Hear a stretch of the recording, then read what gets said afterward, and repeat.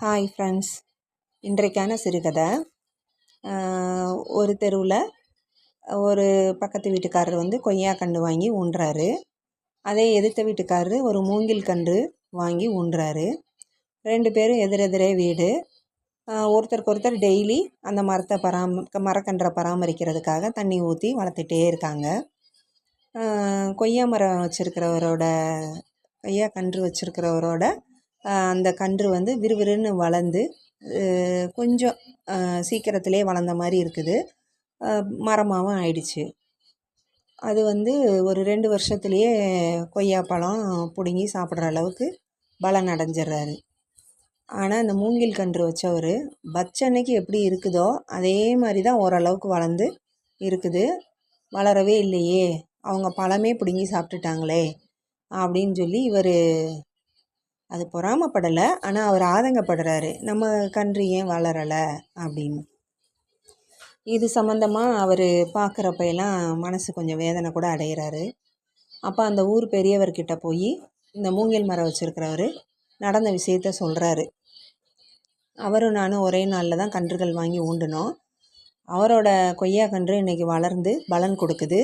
அவர் அதை விற்க கூட செஞ்சு அதில் வந்து வருமானம் பார்க்குறாரு. ஆனால் என்னோடய மூங்கில் வந்து நான் பதியம் போட்ட நாளையிலேருந்து ஒரு 2 அடிக்கு தான் வளர்ந்துருக்கு. இது என்ன காரணம்னு எனக்கு தெரியலை. நான் நல்லா தான் அதை பார்த்து பராமரிக்கிறேன் அப்படின்னு சொல்லி அந்த பெரியவங்க கிட்ட கேட்குறாரு. அந்த ஊர் பெரியவங்க வந்து சொல்கிறாரு, தம்பி, கொய்யா கன்றுன்றது வந்து ஓரளவுக்கு வேர் விட்டு அது வளர்ந்தாலே அது வந்து பலன் கொடுக்க ஆரம்பிச்சிடும். ஆனால் இந்த மூங்கில் கன்று வந்து அது கீழே ஆழ வேர் விட்டு அகலமாக வேர் பரவி அது பிடிச்சு நிற்கிறதுக்கு உண்டான தேவையான அந்த வேரை ஊண்டி நிற்கிறதுக்கே 4 வருடங்கள் ஆகும்.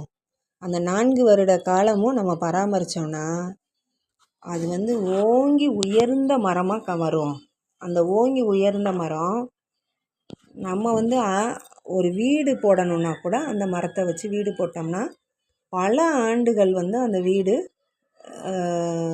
அந்த வீட்டுக்கு அந்த மூங்கில் மரம் வந்து உதவி செய்யும். நம்ம பொறுமையாக கையாண்டோம் அப்படின்னா நம்ம அதுக்குரிய பலனை நம்ம அனுபவிக்கலாம், அந்த மூங்கில் மரம் போல். நன்றி. இந்த பேஜ் பிடிச்சிருந்துச்சுன்னா, இந்த கதையை பிடிச்சிருந்துச்சுன்னா ஷேர் பண்ணுங்கள், கமெண்ட் பண்ணுங்கள், சப்ஸ்கிரைப் பண்ணுங்கள்.